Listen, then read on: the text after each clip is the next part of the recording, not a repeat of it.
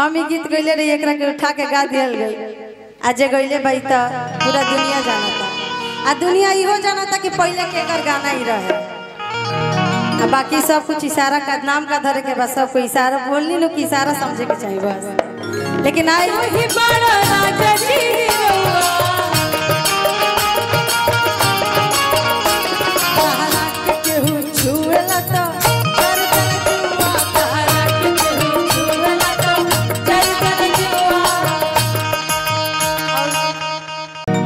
कितने सुमिरन में आजा महतरिया हो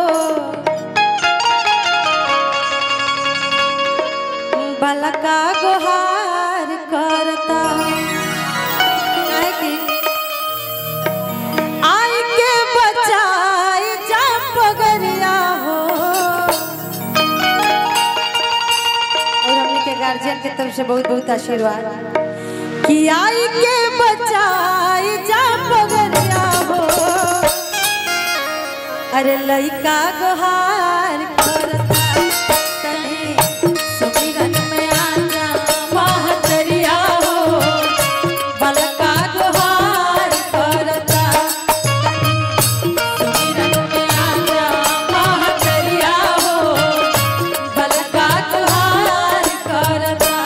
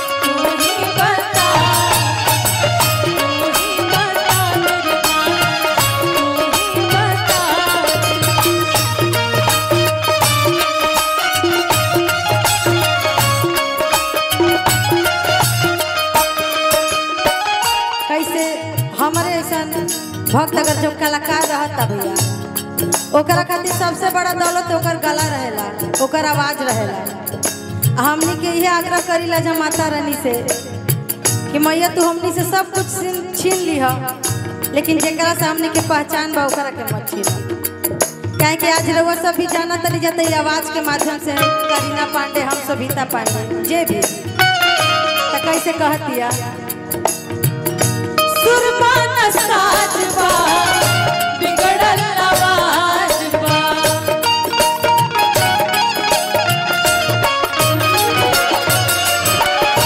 तोहरे कृपा से मैया जानत समाजबा